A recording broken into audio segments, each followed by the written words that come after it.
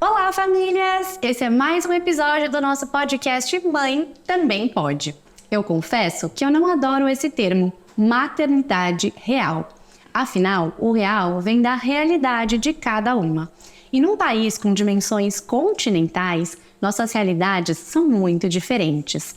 Por isso, a importância de não julgarmos o nosso maternar e nos apoiarmos cada vez mais para uma maternidade mais plena, mais consciente e, por que não, mais leve.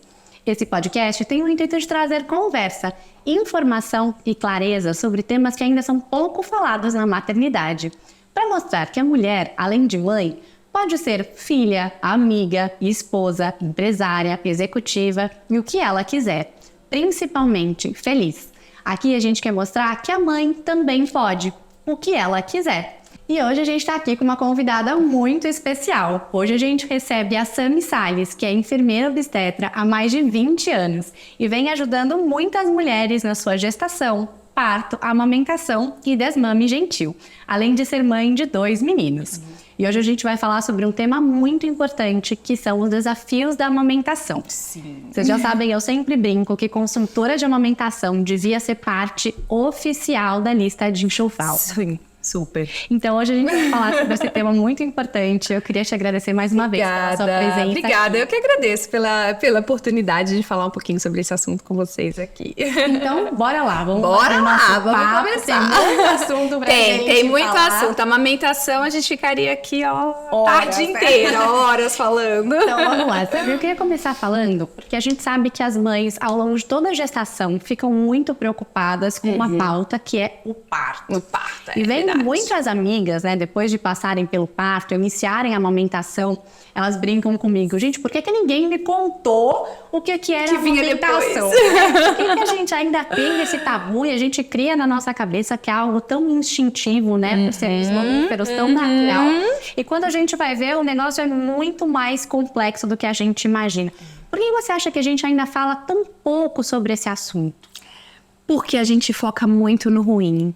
A gente só escuta-se muito sobre a parte ruim da amamentação, a parte difícil. Então, a gente, como ser humano, tem aquela tendência de não escolher o ruim, de querer ouvir só as coisas boas. Então, para que eu vou pensar naquilo que eu sei que vai ser difícil? Deixa eu pensar no parto. E outra, nós somos imediatistas também. Então, eu vou pensar no parto, que é o que vem primeiro, né? Eu vou pensar na gestação, que é escolher as coisinhas escolher as coisas do bebê, me preparar para o parto, me preparar para essa gestação. E, às vezes, a gente esquece, literalmente, ou deixa numa caixinha separada a amamentação e o pós-parto em si. Não estou dizendo nem só da amamentação, estou dizendo de todo um puerpério, que é uma fase Muito extremamente delicada para a mulher, extremamente delicada. Hoje, eu acho assim, a gente até tem falado um pouco mais sobre a amamentação, tá? As pessoas têm tido mais coragem de dizer os desafios da amamentação, mas do puerpério, que tem amamentação no meio, as pessoas não falam tanto. Mas é por isso, é isso. A gente escolhe aquilo que é mais confortável. E a gente vai trazer aqui que dá pra gente ter uma amamentação leve, tranquila, né? Dá. E eu sou muito desse pensamento, sabe? Eu não sou radical com a amamentação. Pra mim, assim, precisa ser do jeito que é bom pra mãe. Mas sempre ser bom pro bebê. Sempre, mas pra mãe precisa ser bom primeiro. Então, é isso. É levar de forma leve pra mãe. E, consequentemente, isso vai ser tranquilo para toda a família. Toda a família, que tá nessa fase de adaptação. Exatamente. Outra coisa que a gente fala muito aqui é o quanto a informação pode ajudar a gente a tomar decisões mais conscientes e trazer um pouco dessa leveza para o processo, né? Então, eu queria que você falasse um pouquinho para as mamães que estão ouvindo a gente. Tem como a mãe se preparar para essa amamentação ao longo da gestação? Tem sim. Mas como que eu vou me preparar para uma coisa que eu nunca vivi? Você também nunca viveu o parto e você está se preparando para ele. Como que você se prepara para o parto? Lendo, estudando, assistindo vídeos, participando de grupos. Do mesmo jeito, você vai se preparar para a amamentação.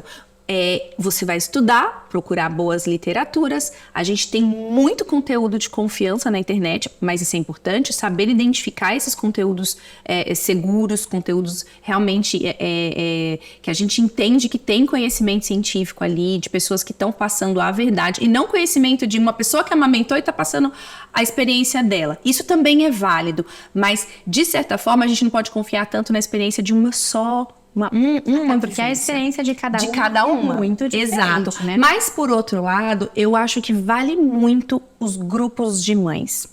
Eu sou muito a favor, tanto quando você está grávida, quanto depois, né? Geralmente esses grupos são de grávidas e de mães de bebês recém-nascidos e um pouquinho maiores.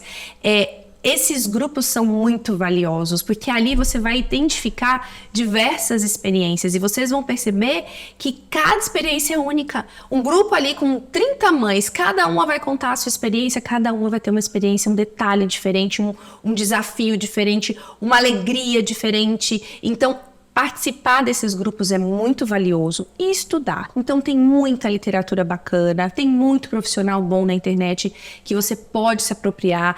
Tem cursos maravilhosos, cursos online, cursos presenciais. Não dá para cair de paraquedas na amamentação. Mas é tanta coisa para pensar, né? Na gestação. Deixa que a amamentação eu vou pensar na hora que estiver acontecendo. Não dá. Tem que se preparar, senão é a mesma coisa do parto, deixa eu me preparar, deixa eu ver como é que é. Na hora que você fala, meu Deus, aquela coisa, eu não vou pular.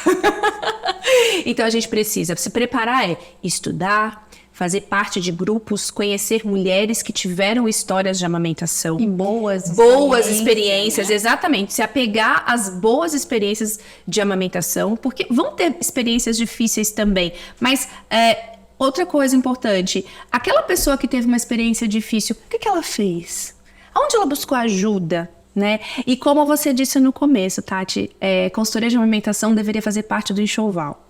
Assim como eu vou escolher um ótimo móvel para minha criança, que eu vou escolher um enxoval lindo, eu deveria pensar em reservar um dinheirinho ali para essa consultoria de amamentação. Se eu precisar, tá ali, tá feito, tá separado. Se eu não precisar, ótimo. Porque faz muita diferença. Muita diferença. E saber o profissional que você vai confiar. Então, assim, vou ter meu bebê, aonde na minha cidade tem uma boa consultora de amamentação? Coloca lá, consultora de amamentação, né, nesses grupos, nessas amigas. Qual é uma que foi legal? Eu gostei dessa, gostei daquela. Faz entrevista antes, faz uma conversa antes. Eu super me alinhei com você, vamos marcar. Qual é o timing da gente contratar essa consultora? Porque muitas vezes muita gente contrata depois, mas eu tenho algumas amigas que contrataram antes. Eu achei muito bacana. É muito legal. Eu sou super a favor disso, de você ter uma consultora antes. Primeiro que você vai alinhar com ela a afinidade, né? Empatia, afinidade. Isso é muito legal. Porque depois ela vai te ver, né?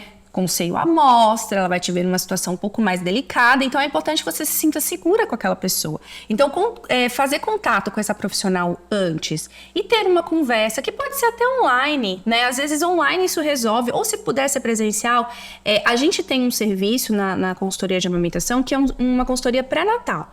Então, a gente vai na casa, ou faz online, que também é possível, e fala toda a fisiologia da amamentação, o que vai acontecer com o seu corpo, o que vai acontecer no primeiro dia, no segundo dia, no terceiro dia, como é a descida do leite, quais as etapas do leite, né? Qual o comportamento do seu bebê, o que esperar do seu bebê no primeiro dia, no segundo, no terceiro, uma semana de vida, um mês de vida, o que esperar do bebê. Então, assim, me preparar teoricamente, obviamente, não tem como ser na prática, para o que vem pela frente. E aí eu já alinhei com essa pessoa e nasceu meu bebê, eu tive dificuldade, acabou de nascer, que horas, que dia você vai na minha casa, eu tô com essa dificuldade, você consegue me ajudar? Então, ter esse time seria mais ou menos, tá? Eu costumo orientar por volta de 30 a 32 semanas de gestação. Não é uma coisa que você precisa se preocupar no começo, tá? Aí tem aquela conversa também, né? De que eu faço pra me preparar? Eu passo bucha, eu passo bucha, eu tomo sol, eu passo pomada, eu coleto colostro. É muito em alta essa fala de eu preciso coletar colostro para poder ofertar para o meu bebê. O colostro, ele sai antes mesmo do bebê nascer, né? Em alguns casos, eu posso estimular a saída do colostro, mas não é indicação, tá? Fica muito claro, a coleta do colostro é um assunto bem delicado e específico, que é indicação para alguns casos, tá? Então, não entra para todo mundo. Mas o que eu posso fazer fisicamente, né, para me preparar? Gente, nada. Tetês descansando, nada, não mexe na mama, não toma sol, não precisa passar bucha, esfregar, não precisa passar pomada, o que você precisa é deixar a mama quietinha. Ah, mas se já tá saindo leite, ótimo, Sammy, nunca saiu uma gota, tá tudo bem também.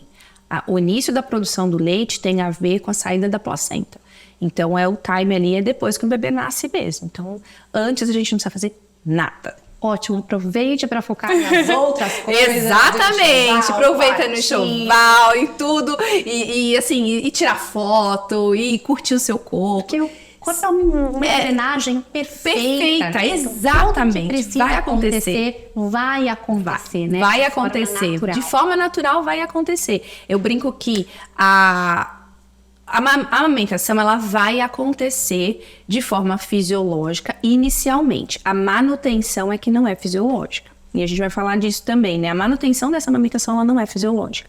Mas o início é. Toda mulher vai acontecer. Assim. Todo mundo vai passar provavelmente pelas mesmas etapas. Mas a manutenção e o prolongamento dessa amamentação é uma decisão. É uma decisão. Muito legal. Decisão. E a gente pode falar um pouquinho sobre quais acessórios que a mãe pode pensar em comprar, que tá ouvindo a gente, já anota Boa, aqui. Você acha ótimo, que vai fazer diferença nessa amamentação? Sou super do menos é mais, tá? Então, eu comprei a bomba elétrica mais maravilhosa e não sei o que, nananã, que anda sozinha pra todos os lados, é Wi-Fi. Ótimo, que bom que você pode comprar, mas talvez você não use muito. E olha, gente, acabei de passar por uma amamentação, então minha segunda amamentação, né? E na primeira eu também usei as mesmas coisas e repeti na segunda.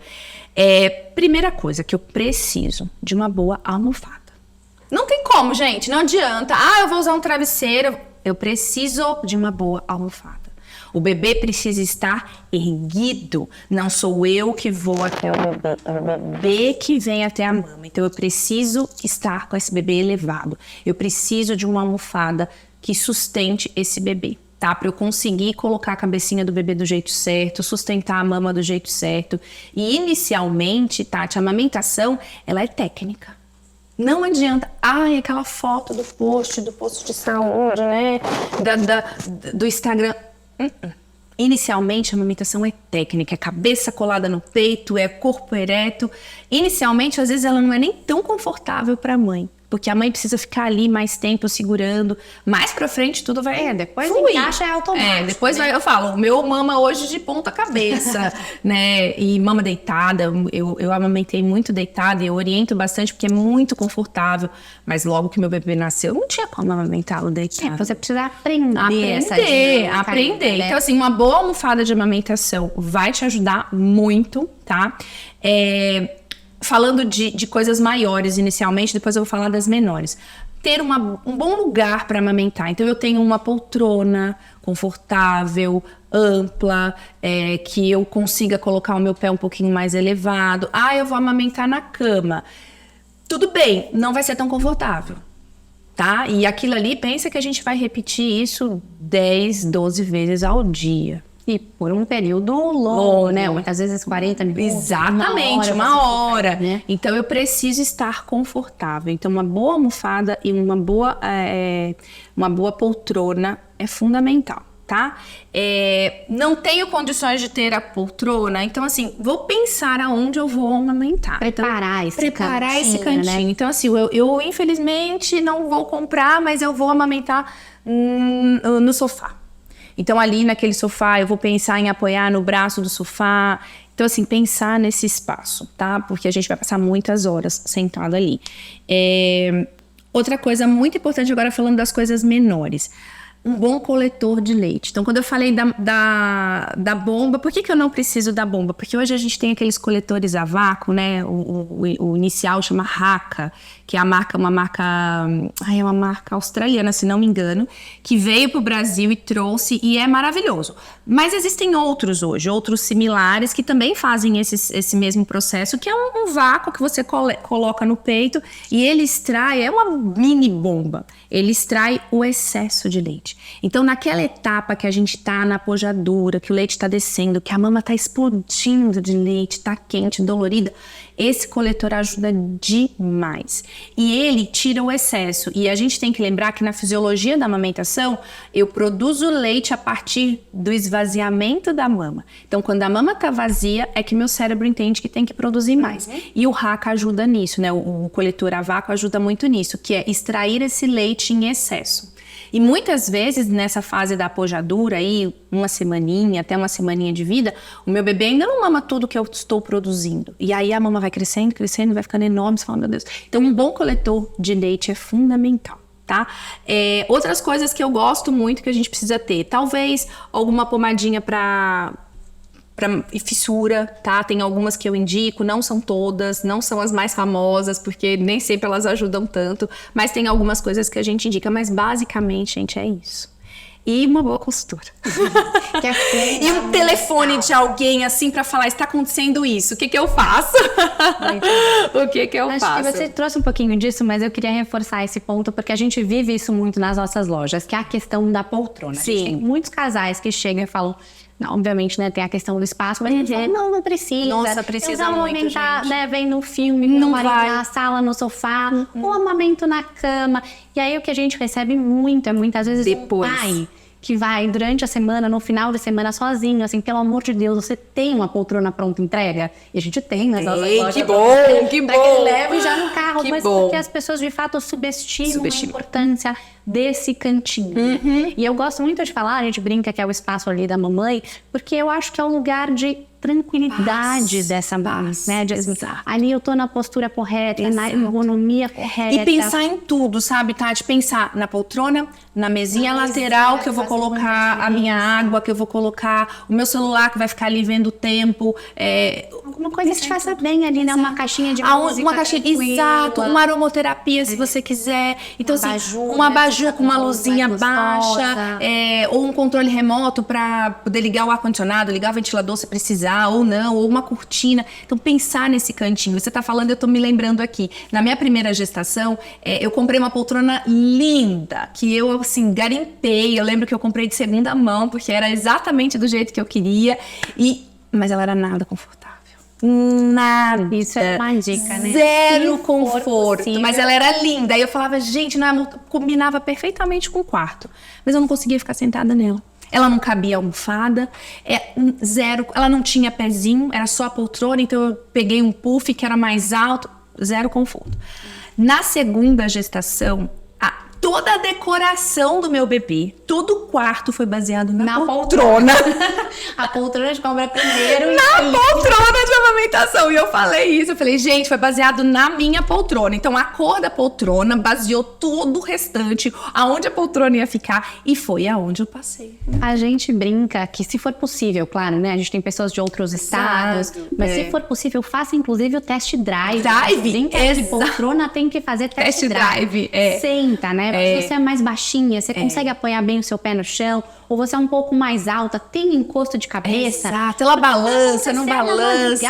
Muitas vezes que você tá ali morrendo de sono, né? Você tem que pensar nisso. Eu dormiria nessa poltrona? Eu descansaria nessa poltrona? Ficaria aqui assistindo um filme inteiro? Ficaria. Então é isso. E de preferência o seu marido também. Também, porque é bom que ele use bem essa poltrona, né? Essa poltrona depois ela vira um espaço ali para o pai ninar o bebê, para eventualmente, né, dar uma mamadeira no futuro se for necessário. Então vira um espaço para a avó ler uma história. Então tem que Sim, não, hoje o meu bebê tá com 1 ano e meio e a poltrona continua lá no mesmo lugar, eu vivo sentada pra brincar com ele, a babá fica lá com ele, ninando ele pra ele dormir. Ele adora sentar na poltrona pra brincar. Então é isso, é o espaço da família, né? Então tem que pensar no conforto de todo mundo. Mas é fundamental, assim, uma boa almofada, pensar que você precisa. Ah, eu não preciso. Precisa, vai precisar. Vai fazer E diferença. vai fazer na sua diferença, experiência, vai né? fazer. Eu acho E uma que boa poltrona e esse coletor que eu acho assim que ele é um item extremamente baratinho e que... E agora eu vou fazer uma pergunta de quem é leiga, tá? De Tá. quem tá te ouvindo falar. Na minha cabeça, o coletor, ele coleta. Então, eu tô amamentando. É isso. O outro seio tá vazando, ele tá coletando. Exatamente. Mas não é diferente da bomba que estimula. Exatamente. Essa é a diferença. O coletor, ele vai tirar o excesso. Tá. Então, eu tô com a mama cheia, eu ponho o coletor, ele esvazia essa mama. É como se o bebê estivesse sugando, tá? Aí ele consegue, de fato, Ele esvaziar. Eu esvazia. achei que ela era só pra coletar as gotinhas. Não, não, não. Ele não vai aquela coletar. pressão, ele Exato. acaba Na verdade, o ele pode vácuo. fazer as duas coisas. Eu posso colocar o vácuo ali bem pouquinho e ele só pegar o que tá pingando. Mas se eu der pressão nele, De fato, ele faz extrai. essa- Ele extrai. E só que ele vai parar de extrair a hora que aquela mama esvaziar.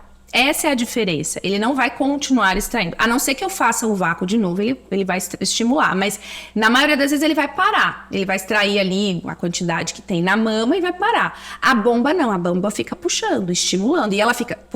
a bomba, ela faz sucção e como um bebê. Então ela suga. O coletor fica ali sugando, mas ela não dá esse estímulo de ida e volta, ida e volta. Então ele esvazia a mama, mas ele não estimula E aí a você produção. pode decidir o momento. Né? Tô Exato. amamentando, tá só pingando, eu coloco Deixo. ela mais levinha. Exato, minha mama não tá Preciso. dolorida, preciso extrair, preciso esvaziar Ela essa consegue, mama. mas Eu consigo esvaziar essa eu mama. aprendi hoje. Então, por isso, eu não tenho tanta necessidade, inicialmente, de ter uma mega Até bomba. porque você não sabe qual é a necessidade, Exato, né? Como é que tá? vai ser essa sua produção de leite? Exatamente. A gente gosta muito de falar isso, É, né? Tem itens de enxoval que compra sob necessidade, né? Compra sob demanda, né? é. Até porque hoje em dia você tem a internet, você consegue comprar Rápido. online, né? Chega rapidinho. Não, no quem dia tá em São seguinte. Paulo ainda consegue alugar. Tem coisas que a gente pode alugar. Não precisa Isso é nem muito comprar. legal também. A gente aluga por um certo tempo. Não tem esse investimento, que muitas vezes maior do que você vai conhecer. E ainda assim a gente tem bombas no mercado hoje em dia de qualidade e mais em conta, mais baratas, assim.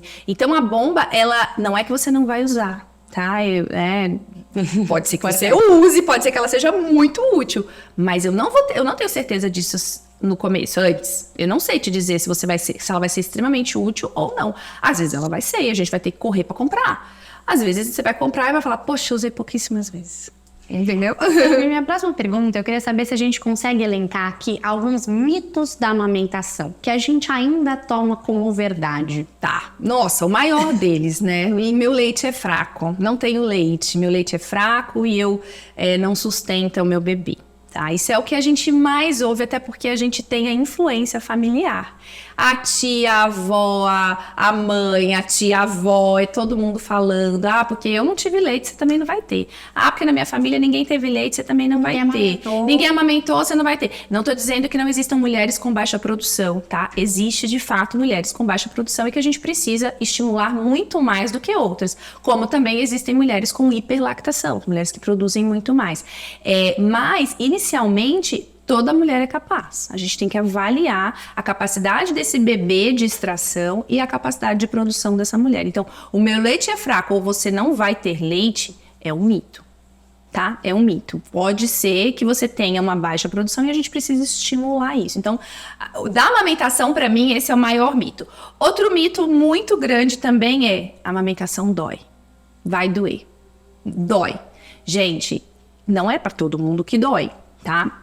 É tudo bem. As que não dói nada, eu brinco que são as escolhidas de Deus. Porque assim, ele é desconfortável mesmo. É naturalmente. Naturalmente. Né? Você tá sensível, você nunca passou por isso. É uma fase de aprendizado, mãe e bebê. Quando você bota dedinho na boca do bebê, você tem noção da força que esse bebê tem para sugar.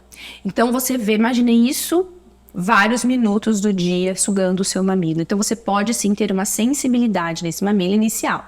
Mas se meu bebê abre a boca direitinho, eu consigo posicioná-lo da forma correta, eu consigo levar essa amamentação inicialmente de forma mais confortável, a tendência é ser um pouco desconfortável inicialmente, mas já passar. Agora, eu tenho fissuras, eu tenho lesões, aí isso sim é realmente extremamente dolorido, mas não precisa ser para todo mundo, não vai ser assim para todo mundo. Por isso, eu volto na questão do estudar, de ter alguém para te orientar, porque às vezes foi uma pega errada que te machucou e aí aquilo perdura por algum tempo. Então, o mito de que vai doer para todo mundo não é real. Mas também a gente não pode achar que se doer é porque tá errado. Pode ser que fique sensível inicialmente, sim, e é uma fase. Vai passar, vai melhorar, entendeu? Eu queria aproveitar e te fazer uma outra pergunta, baseada até num caso real de uma amiga que talvez eu acho que seja uma dúvida de muitas mamães. Eu tenho uma amiga que teve um bebezinho. Ela fez, né, teve a consultora de amamentação, aprendeu tudo. A bebezinha dela mamava, mas era uma bebezinha que chorava bastante durante o dia, ela achava que era cólica. Mas toda vez ela colocava no seio, ficava alguns minutos e passava. Quando ela voltou para a primeira consulta, eu lembro dela contando isso pra gente, muito chateada. O médico dela falou, seu bebê não ganhou peso. Seu bebê não está se alimentando. E eu lembro dela falar pra gente, mas em que momento eu deveria saber disso? Porque ela falou, eu colocava no meu seio, ela tava mamando. Então, tem alguma forma da mãe ter essa percepção se o bebê de fato tá mamando de forma efetiva? Muito importante. Primeira coisa, bebê que mama efetivamente, ele dorme em intervalos aí de 1 hora e meia. Ele faz xixi e faz cocô. Tá? Então, observar fralda. Observar ali 4 ou 5 trocas por dia de fralda com xixi. Tá? Então, se esse bebê tá fazendo xixi, ele tá entrando. Tá? E cocô. O cocôzinho do bebê, inicialmente ele é uma graxa, ele é bem escuro, bem preto mesmo. Esse cocôzinho, à medida que o bebê vai tomando, que é o mecônio, né, que a gente chama de mecônio, à medida que ele vai recebendo o leitinho materno e metabolizando esse leitinho, o cocô dele vai mudando de cor. Então, precisa observar essa mudança da cor do cocô do bebê também. Então, precisa fazer cocô todo dia e esse cocô vai mudando de cor. Então, de preto, ele vai ficando meio verde, meio mais claro, verde mais claro, até que ele vai ficando meio mostarda. O leite do bebê, o cocôzinho do bebê meio amarelado. Então, observar esses sinais do bebê e saber observar a sucção do seu bebê. Então, por que pode ter acontecido com esse bebê? Um exemplo. Às vezes, esse bebê tinha um freio de língua, uma língua que não fazia todo o movimento necessário, e ele ficava ali sugando o mamilo, ele cansava e não sugava tudo o que ele precisava e dormia porque ele estava cansado e não entrou volume. Né? É como se a gente estivesse, por exemplo, tomando um milkshake de ovomaltine com canudinho fino. Tô puxando, mas não vem. É isso, o bebê tá ali, não tá conseguindo extrair esse leite, ele se cansa e ele dorme porque ele cansou. Então, observar a mamada efetiva. Veja na internet um bebê mamando efetivamente, peça para alguém avaliar, meu bebê tá mamando. A mamada efetiva, ela é profunda, a sucção efetiva é profunda, o bebê faz o movimento, você escuta a deglutição do bebê, você escuta esse bebê deglutindo. Então, é saber observar também os sinais do bebê. E a minha orientação nas consultorias com relação a isso insista pelo menos uns 20, 30 minutos nessa mamada. Ai, meu bebê é muito sonolento, eles são, né? Geralmente, no comecinho ele dorme muito, mas põe no peito e mexe. Tira a roupinha, mexe nele, deixa ele mais incomodadinho, tá? Até dica de mamar de pé. Isso, mais sentadinho, que é menos confortável. Então, põe ele mais sentadinho, ou põe ele na posição invertida, que ele fica um pouco mais inclinado. E estimula essa mamada por pelo menos aí 20, 30 minutos. Passou esse tempo, viu que o seu bebê tá sugando, aí você pode deixar ele relaxar no peito. Mas observar a deglutição desse bebê. Esse bebê tá extraindo leite, tá saindo leite mesmo. Muitas vezes o bebê suga e cansa. Então, ele dormia, ela colocava no peito, o bebê se acalmava, porque a sucção acalma o bebê. Ele ali comia um pouquinho, forrava o estômago, ficava satisfeito. Mas isso não é o suficiente para o bebê. É difícil mesmo, porque a gente não ganha peso. Referência. Né? A primeira vez. Exato. Tá seguindo todo o passo a passo ali que você aprendeu. Exato. Que tá tudo bem, mas precisa observar esses sinais também da fraldinha do bebê. Eles dão muito parâmetro pra gente, se esse bebê tá bem ou não. O sono, como eu disse, ela dormia, esse bebê dormia, mas provavelmente dormia porque estava cansado. E não porque estava muito satisfeito. Eu brinco que é como se ele estivesse comendo salada em todas as refeições. Mata a fome? Não, mas também não não vou ficar chorando, eu comi uma saladinha, forrei o estômago, vou descansar, daqui a pouquinho eu como outra saladinha. Então, e aí é um bebê que volta pro peito toda hora. Porque nunca fica 100% pleno. Sim. Nunca fica 100% pleno. Então é isso, né? Às vezes a gente acha que tá tudo bem, aí quando vai na consulta, poxa, perdeu o peso. Aí é tão complicado, porque aí o pediatra fala, então agora a gente vai ter que complementar. Aí põe a fórmula na mamadeira, aí vira uma bola de neve. Aí pra voltar é mais difícil. Tem todo um processo. Tem todo o processo. E aí acho que a gente já entra na nossa próxima pergunta, que é, dá pra gente listar alguns dos principais desafios de uma amamentação? Tem algumas coisas que a gente já sabe que são ali recorrentes e que... Gente, pra mim, maior desafio da amamentação é o cansaço. É a privação de sono. Infelizmente, isso é quase que carga 70% materna. Não tem como. O maior desafio... Assim, vamos pensar na dor, né? A dor é um desafio? Sim, a dor é um desafio. A dor é algo que interrompe muitas vezes a amamentação. Essa questão da gente não saber se o bebê tá mamando ou não é um desafio. Mas a privação de sono e o cansaço talvez seja o mais difícil para muitas mulheres. Porque é extremamente exaustivo, de fato, inicialmente. E às vezes essa mulher tá tão cansada que ela desiste. Ela fala, eu não vou suportar isso por muito tempo. Quando não é para ser assim, e outra, não vai ser assim para sempre. A amamentação, ela tem um espaço de tempo assim. Então, eu preciso, de fato, pôr meu bebê para mamar a cada 3 horas. Preciso, porque é um bebê que acabou de nascer, eu preciso entender o ganho de peso. Outra coisa importante, meu corpo precisa entender a demanda de produção. E ele só vai entender essa demanda com o meu bebê sugando o peito. Peito é fábrica, É fábrica, então é ali, ó, é a informação, a sucção do bebê é a informação que o corpo precisa para produzir 10 ml no primeiro dia para 110 no 30º dia. No começo o bebê mama pouquinho, mas em um mês esse bebê tá mamando 100 ml, 150 ml, em uma semana ele tá mamando 60 ml, então como que o meu corpo vai entender que eu preciso produzir tudo isso? Através da mensagem que o bebê tá mandando, que é a sucção. Então essa sucção vai acontecer a cada 3 horas. Esse bebê precisa receber alimento. A demanda faz parte disso, de ajustar essa produção, exatamente. Então é esse cansaço inicial, junto com o puerpério, junto com esse baby blues, que é essa primeira etapa aí do puerpério, em que os hormônios estão bem bagunçados, a gente tá bem, mistura cansaço com, meu Deus, o que eu fiz na minha vida, eu nunca mais vou voltar a ser quem eu sou. Parece que a vida é aquilo. Nunca mais eu vou fazer uma unha, nunca mais eu vou pentear um cabelo, nunca mais eu vou escovar um dente, nunca mais eu vou dormir 8 horas seguidas. Dá um desespero. E aí, às vezes, isso dura 10 dias, isso dura 15 dias, isso dura 20 dias, a mulher fala, não tá melhorando, não melhorou, eu não vou viver, eu não quero viver isso pra mim. E junto ainda tem algumas que tem muita dor. Então, pra mim, o maior desafio da amamentação é essa privação de sono, esse cansaço inicial, junto com as questões da amamentação em si, técnicas, né? O bebê tá pegando direito, né? Eu tô com dor, eu tô sabendo colocar, porque junta tudo. E aí junta tudo num momento muito delicado que é o puerpério, né? Que é fisiológico, gente. É esperado que essa mulher tenha uma melancolia, um pouquinho mais triste, de chorar. Eu, por exemplo, eu não passei por isso nos meus 2 puerpérios, mas eu não passei claramente. Mas eu chorava só de ver ele tomando banho, eu chorava por qualquer coisa. Tava feliz e tava chorando. E isso desestabiliza algumas mulheres, né? Grande maioria. A gente também não sabe lidar, né? Exato. Com esse estado E vai passar. emocional. Isso vai passar. E muitas vezes essa mulher não vai ter apoio do parceiro. Ele vai achar que é frescura. Ou não vai ter apoio da própria família, da mãe, da tia, da sogra. Então, essa rede de apoio, esse apoio que tem em volta, às vezes ele até frustra a gente ainda mais. Então, junta cansaço, junta dor, junta insegurança, junta baby blues. Então, assim, pra mim, essa fase inicial é o maior desafio. E lembrando que ela vai passar. Eu sempre falo para as minhas pacientes que eu encontro depois do parto, eu falo, olha, vem pela frente um furacão, mas ele passa e o sol volta a brilhar. Então, você vai voltar a ser quem você é. Nunca mais igual, vai ser muito melhor, mas vai voltar. Mas vai voltar... Vai demorar um pouquinho, aguenta firme. Aguenta firme que vai valer a pena. E aí, quanto tempo, Sami?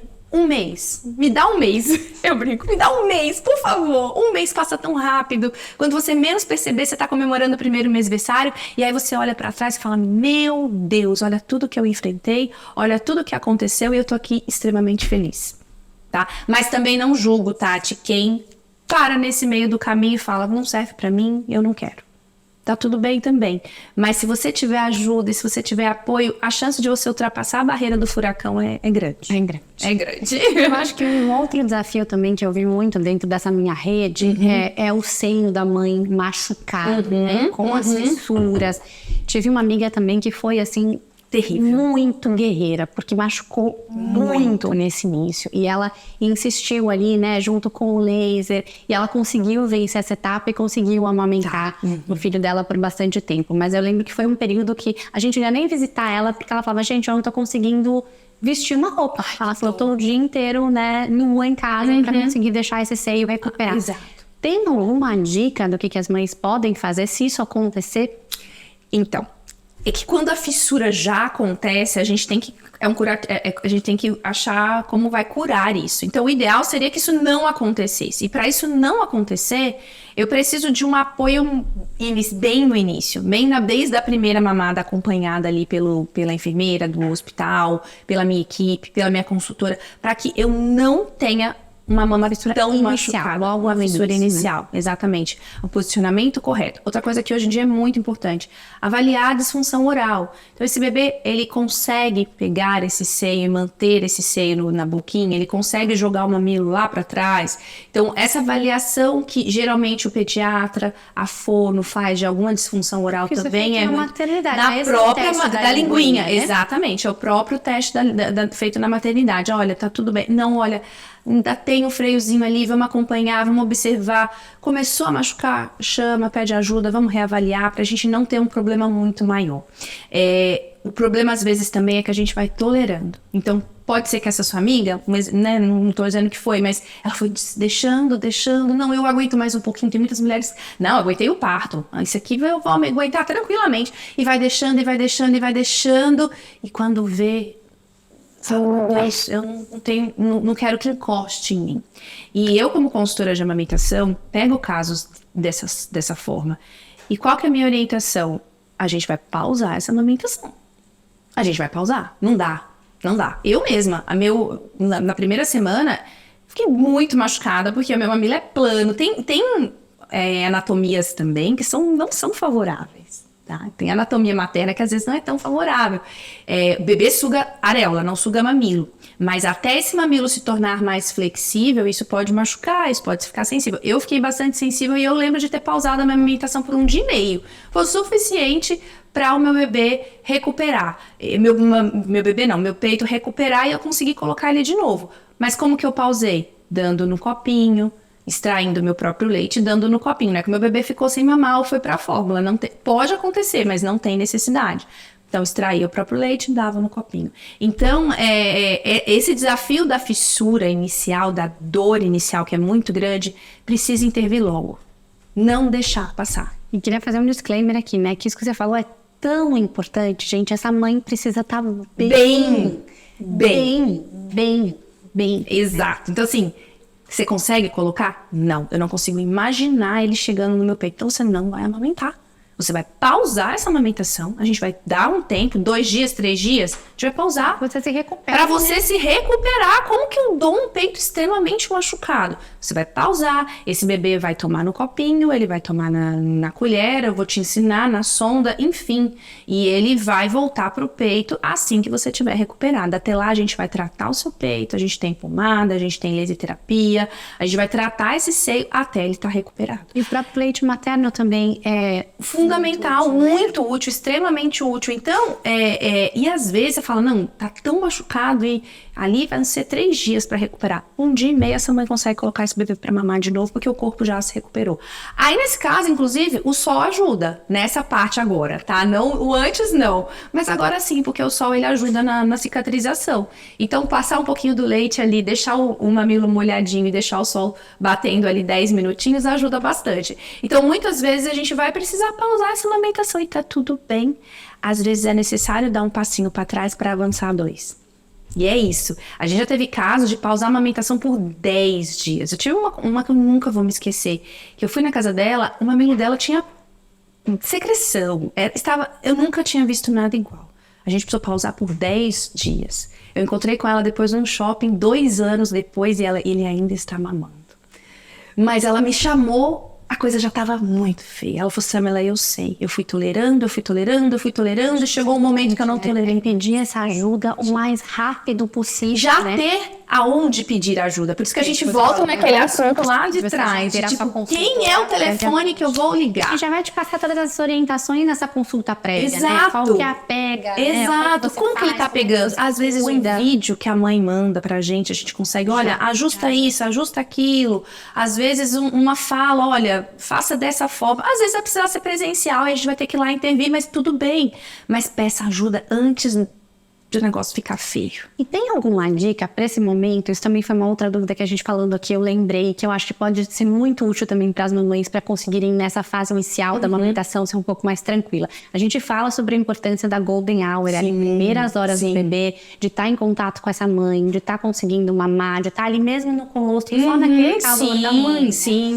E eu tenho uma amiga que passou pelo parto e ela me falou quanto ela ficou tensa para esse momento da golden hour, porque ela fez um parto normal, mas ela falou, Tati, quando o parto acabou, ela falou, eu estava em alfa. Ela falou assim, eu não sabia quem eu era, onde é que eu estava, o que é que eu estava fazendo ali, e nem foi sob efeito de medicação de cesárea. Sim, foi pelo cansaço mesmo do normal. parto. Ela falou, quando eles me falaram que iam me dar o bebê para eu colocar no peito, ela falou assim, ferrou, porque ela falou, eu não tô conseguindo administrar isso.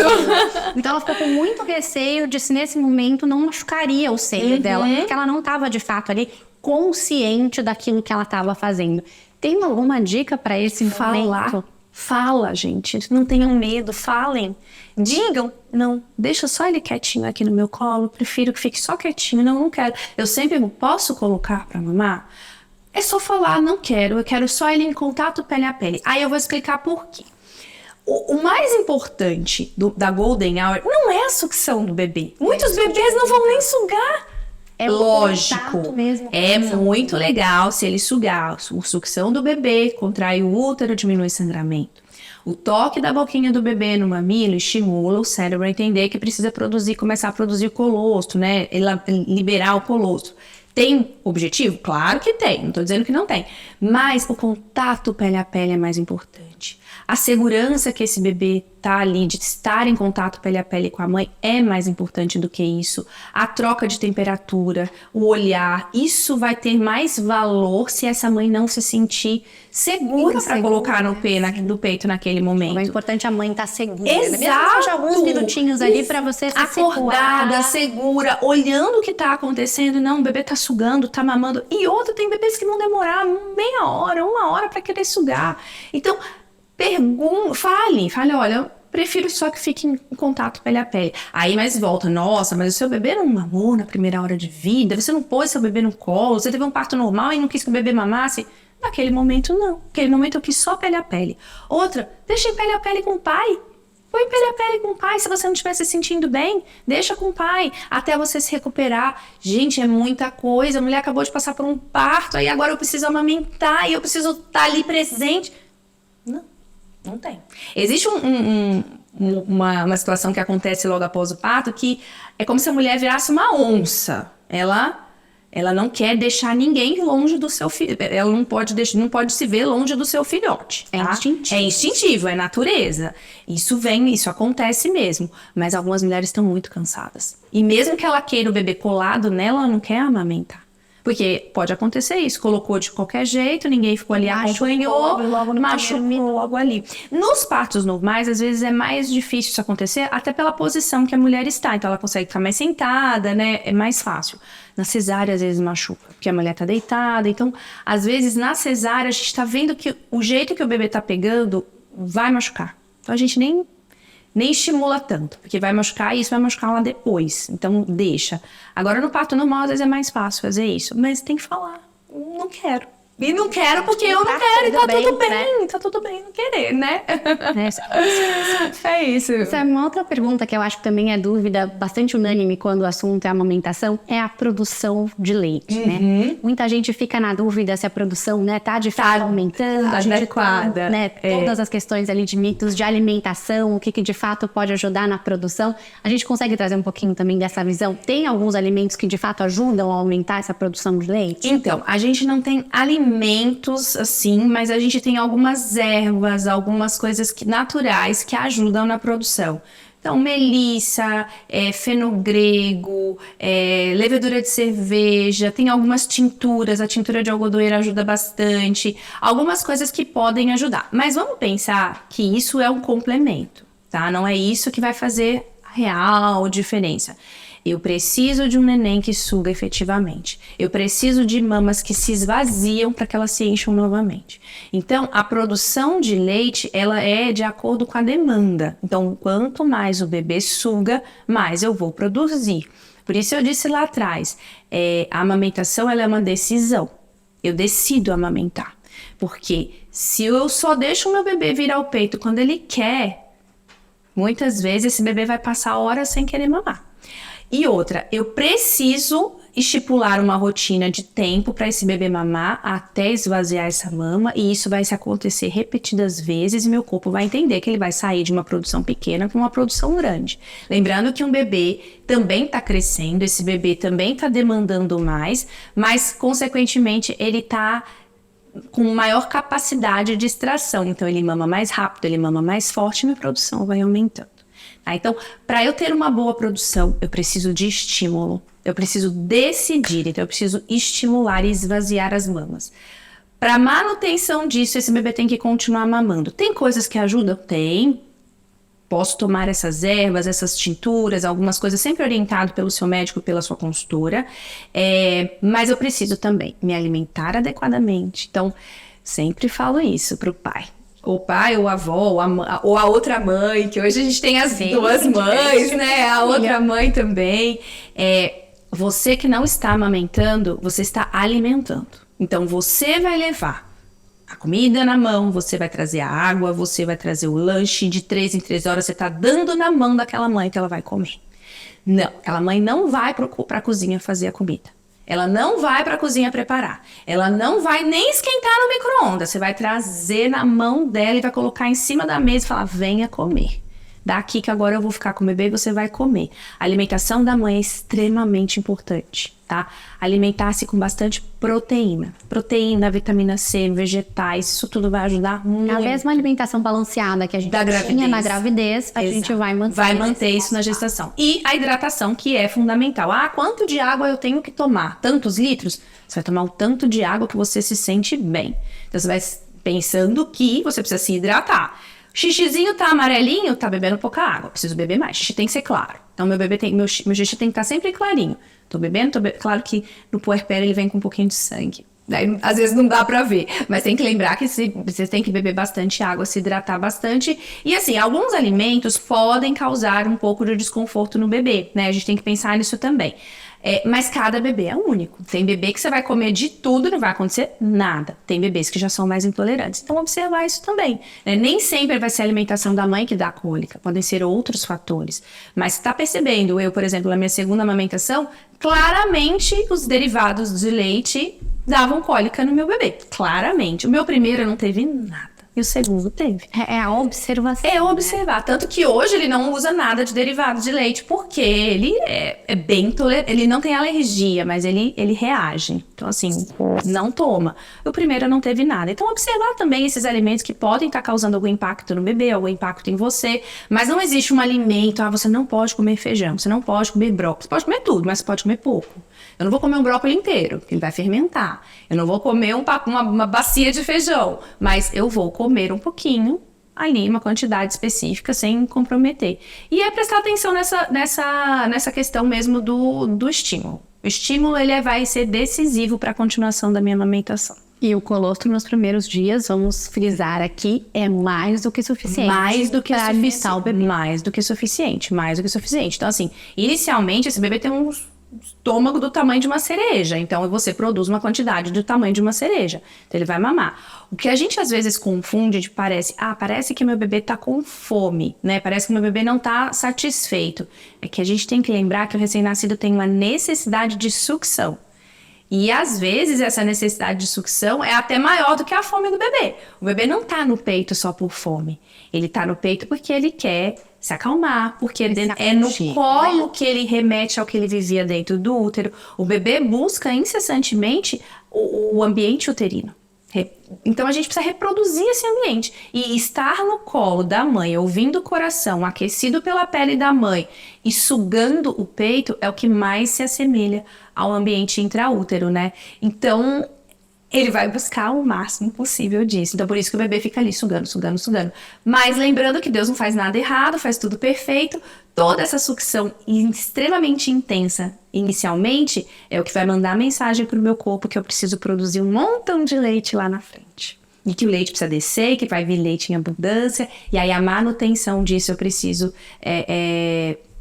no estímulo mesmo. Aí eu também gosto de reforçar. Existem mulheres com baixa produção? Existem mulheres com baixa produção. Eu faço estímulo na bomba, meu bebê mama, e mesmo assim ele não tá ganhando peso. Então a gente precisa acompanhar, precisa avaliar, tá? Não tô dizendo que isso não existe, isso existe sim. Mas é muito particular. Mas é muito pontual. É pontual mesmo, é particular, é pontual. Não é a grande maioria. Perfeito. Tá. Agora eu queria trazer um tema aqui que eu acho que é um tema sensível. Você, como está ali nas redes, sensível.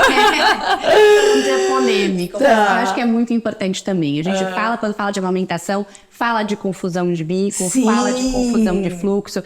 E a gente sempre tem ali como vilão a mamadeira. A minha pergunta para você aqui é: a chupeta também pode levar esse quadro? Pode sim. A chupeta pode, a mamadeira também pode. Cientificamente comprovado. Temos confusão de fluxo, de bico na chupeta e na mamadeira. Os dois bicos podem levar ao desmame precoce, tá? O formato com que o movimento que o bebê faz para sugar uma chupeta, para sugar uma mamadeira é muito diferente do que ele usa, dos recursos que ele usa no seio. E isso é muito mais fácil, né? O leite vai lá na gargantinha do bebê, né? A chupeta faz o bebê travar mais a mandíbula e aí ele trava essa mandíbula no peito, machuca o peito da mãe. Outra coisa importante, na chupeta o bebê leva a demanda de sucção, que a gente acabou de falar, para a chupeta e não para o seio, não para a mãe. Então, em um mês, essa mãe não está produzindo o que ela deveria produzir, porque a mensagem que ela deveria ter recebido, através da sucção do bebê, foi para a chupeta. Isso é biológico, né? Eu falo que é matemática quase. É 2 mais 2. Bebê suga, mamãe produz. Bebê sugou a chupeta, corpo não entendeu, mamãe não produziu. E aí isso vai ao desmame. E se isso acontecer, né, a gente ter essa confusão de bico, a mãe ainda desejar amamentar, se for o caso, tem alguma coisa que a gente ainda possa fazer para reverter? Sim, se a mãe quiser muito reverter essa situação, ela vai ter uma briga aí contra essa chupeta e esse bebê vai voltar a aprender a mamar o peito. A gente tem que tirá-los de cena mesmo. Tirar de cena. Não sou a louca de nunca vai usar chupeta, nunca vai usar mamadeira. Eu não tô lá na madrugada na sua casa, dormindo com você. É isso que a gente ia falar, né? Isso, muitas vezes esses recursos são usados, inclusive, pela exaustão. Exato. Exatamente. Eu tô sem dormir faz 5 noites, eu não aguento mais. E ninguém nessa casa consegue dar no copo. Isso, porque eu ia te perguntar isso, né? Às vezes a mãe tá exausta, mas ela quer evitar dar essa mamadeira. Qual é o recurso que ela pode usar nesse caso? A gente tem o copo, que todo bebê sabe tomar em copo aberto. Copo mesmo, gente. Não precisa ser um grande, mas um copinho menor, assim, aqueles de licor. De cachaça. Isso, de licorzinho, shot, exato. Perfeito. O bebê toma, às vezes, a tampa de uma mamadeira. Dá certo. O ideal seria o copo aberto, tá? Mas derrama muito, faz muita bagunça. A gente tem colheres dosadoras, que é uma colher que inicialmente foi inventada para dar papinha pro bebê.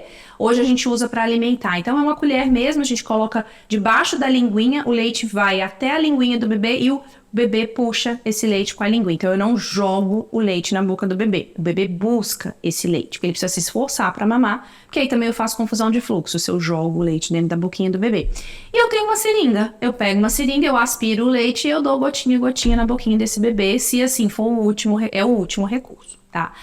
Mas Sammy, meu marido quer dar na mamadeira. Tá bom, pode dar.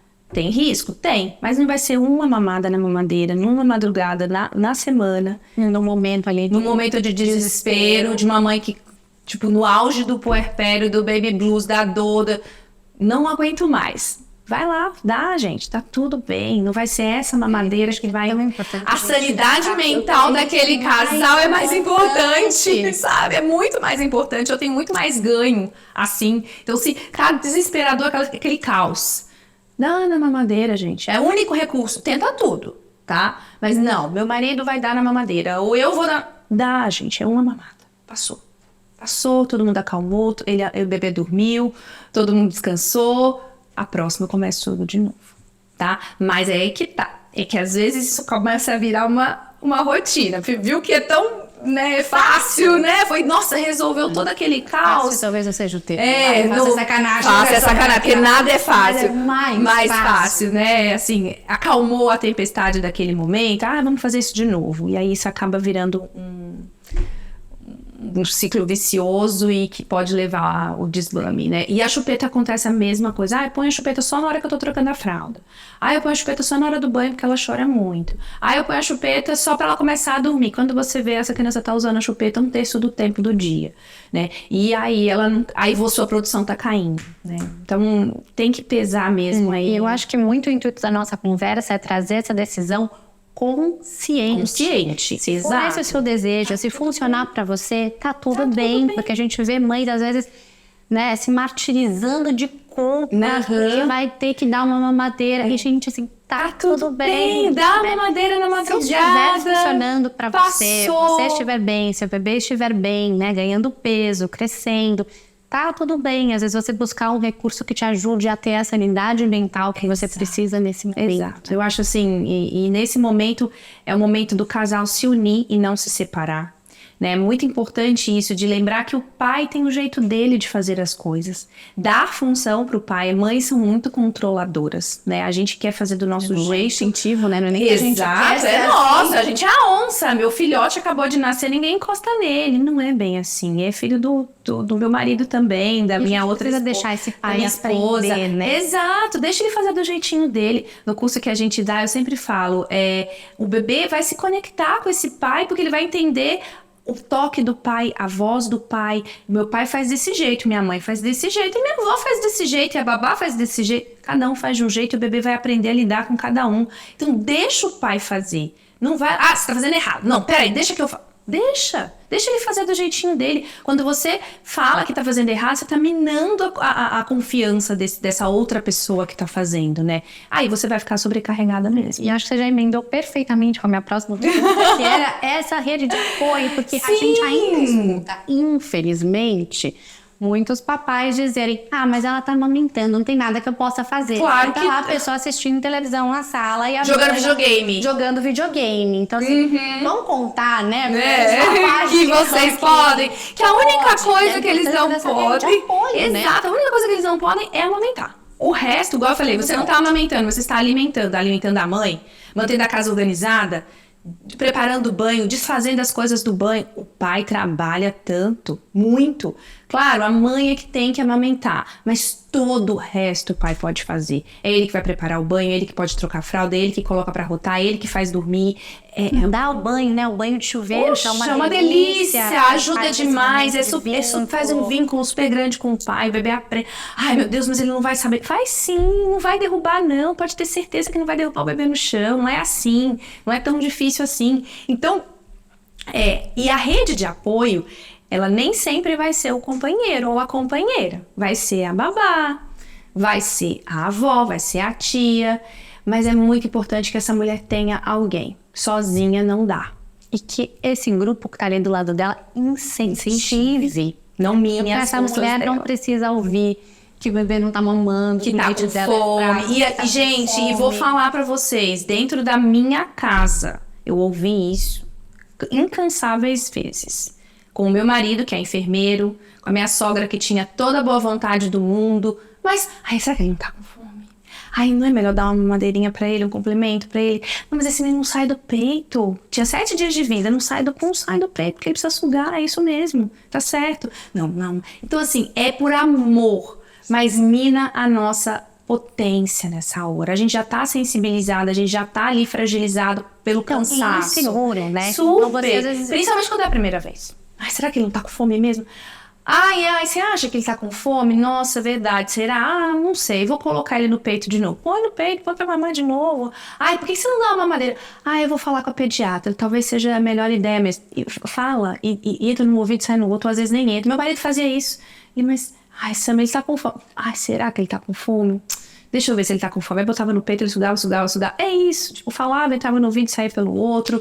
Não deixar se contaminar por essas falas que às vezes querem ajudar e acabam minando as nossas forças, né? Mas rede de apoio é fundamental, gente. E assim, pai não é rede de apoio. Pai é pai. Pai é pai. Então, assim, a função da mãe é uma, a do pai é outra. Rede de apoio é avó, é babá, é funcionário em casa, é tia, é amiga. Rede de apoio é outra coisa, né? Pai é pai. É dividir funções. Ah, eu tô te ajudando, eu tô dando banho. Não, você não tá me ajudando, você tá dando banho no seu filho enquanto eu estou amamentando seu filho. Né? E organizar. Por isso que ele não podem se afastar, precisam se unir em uma equipe. Um time para dois para cuidar de meio ser humano. Mas que dá muito trabalho. Mas pai às vezes, né, eu vejo muito isso, que às vezes o pai ele não abraça para si, né, essa função, né, a função da mãe. Ainda temos muito esse comportamento, né, de infelizmente. Não estamos aqui tentando mudar isso. Tentando mudar. Essa mentalidade. Exatamente. Sam, acho que podíamos ficar aqui falando de amamentação por muitas horas, né? Eu acho que vão surgindo, né? A gente vai conseguindo falar aqui dos principais pontinhos, mas tem muita pauta aqui pra gente conversar. Mas antes da gente fechar, eu queria muito a sua visão de quem é mãe, de quem trabalha dentro desse universo de gestantes, sobre o nosso nome. Eu achei muito incrível esse nome, Mãe Também Pode. Achei ele muito legal. Por que mãe também pode? Mãe pode muitas coisas. Mãe é um ser poderoso demais da conta, mas eu pensando nisso, mãe pode escolher. Mãe pode e deve escolher como ela quer viver a sua maternidade. Não tem o certo, não tem o errado. Tem a sua escolha baseada na sua realidade. Qual é a minha realidade no pós-parto? Tive alguma intercorrência que me prejudicou mais, que eu estou com mais dificuldade de recuperar? Tenho rede de apoio? Tenho condições financeiras? Dentro desse ambiente, dessa situação, quais serão as minhas escolhas? Como eu vou seguir? Decidir por insistir e continuar e tentar e fazer de tudo. Ótimo. Escolhi que até aqui eu consegui, a partir daqui eu não consigo mais. Tudo bem. Eu preciso poder ter a chance de escolher como eu quero seguir. Tenho ajuda, tenho orientação, busquei informação, tá? E isso é importante também, a gente não desistir ou escolher não continuar, mas eu mal busquei a informação que eu precisava. Eu quero buscar, escolhi. Dentro das minhas opções, eu vou escolher aquilo que cabe a mim, que vai me trazer mais condições emocionais de continuar. Porque eu acho que o que mais pesa nesse momento são os julgamentos, é o cansaço. Você fez o próprio auto-julgamento. Exato. Ai, mas a minha amiga, por que tá acontecendo isso comigo? A minha amiga, o bebê pegou o peito, não doeu, mamava, o bebê dormia a noite toda. Por que comigo isso não tá acontecendo? Eu não consegui. Eu quis tanto um parto normal e acabei caindo numa cesárea. Isso acontece, fiquei 12, 18 horas no trabalho de parto e virou uma cesárea. Ou então, poxa, minha cesárea eu tô com uma recuperação difícil. Vai no seu tempo. Escolha você primeiro. Eu falo sempre isso. A amamentação, ela sempre vai ser boa pro bebê. O peito, né? O peito, ou você extraindo, dando na mamadeira, em qualquer outro veículo. Ou você escolhendo dar a fórmula. Vai ser bom, porque o bebê vai receber seu amor, seu carinho, seu afeto. Mas e eu? Como eu estou? Como eu estou física e emocionalmente para entregar isso pro bebê? Lembra que o bebê, ele é uma esponja, ele é parte do corpo dessa mãe. Se essa mãe escolher lutas difíceis demais, que ela não tem capacidade de enfrentar, esse bebê vai sentir também. Então, para mim, mãe pode e deve fazer as suas escolhas. Escolher como ela vai maternar, como ela vai escolher passar a maternidade dela. Qual o caminho que ela vai seguir e escolher sem ser julgada. E acho que o importante também, sem se comparar, porque parte dessa escolha vem de comparação, né?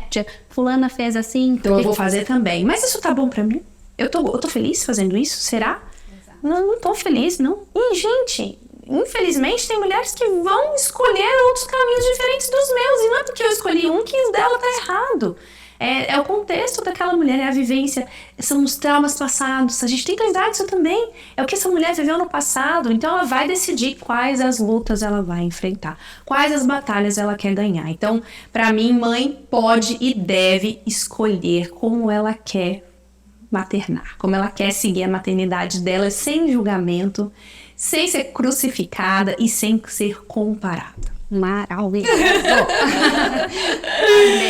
Que seja assim, gente, se empoderem, tenham voz, digam, falem, aceitem ajuda, né? Estejam abertas, peçam ajuda, mas saibam, sigam pela sua consciência, sigam pelo seu instinto e faça aquilo que está dentro da sua capacidade. Com certeza.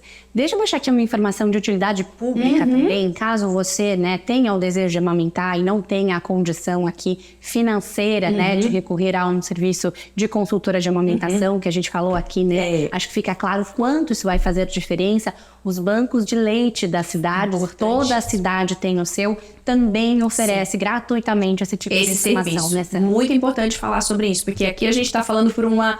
Aqui a gente está em São Paulo, né? A gente está numa população privilegiada, porque a gente tem esse recurso muito facilmente. Mas você está numa cidade menor, numa cidade pequena, todo lugar vai ter um banco de leite. Ah, na minha cidade não tem, na cidade do lado deve ter. Separa um tempinho e vai lá nesse banco de leite, ou liga, pede orientação, porque tem muito telefone. E outra, a gente tem hoje em dia as consultorias online. Em consultoria online também é possível a gente conseguir ajustar muita coisa. Às vezes os próprios bancos de leite, do banco de leite da sua cidade faz esse serviço também. E você também tem um curso, né? Não, eu tenho um curso de pai. A gente tem um curso chamado Curso Prático para Pais Sem Prática. Então, nunca aconteceu, vamos lá, a gente vai na casa, a gente conversa, faz tudo, reproduz tudo que você vai viver com o bebê, ajuda a criar uma certa rotina ali para aquele bebê. E tem o só de amamentação também, tem a consultoria pós-parto. Mas eu não consigo atender ainda o Brasil todo, porque em breve a gente vai lançar um curso online, então assim, a gente vai poder divulgar mais essa informação. Mas assim, o Brasil inteiro tem consultoras incríveis, então busca alguém ali pertinho da sua casa, ou procure um serviço que vai te ajudar. E um detalhe importante, faça isso antes do bebê nascer. Busque antes do bebê nascer, não depois. Se prepare, né? Informação é poder. Aonde eu vou recorrer se eu precisar. Se eu não precisar, eu passo para uma amiga. Mas se eu precisar, aonde que eu vou recorrer? Então, e busque isso antes do bebê nascer. Porque depois que o bebê nasce, é tanta coisa que você fala, meu Deus, não vou dar conta. E vai. Se você se preparar, você vai. Isso, Bolsa. Muito obrigada. Eu que agradeço. Muito obrigada. Passou aqui tantas informações valiosas para as nossas mamães. Então, eu agradeço muito. Obrigada. Muito obrigada. Voltarei sempre. Pessoal, esse foi mais um episódio do nosso Mãe Também Pode. E a gente se encontra na semana que vem. Tchau, tchau.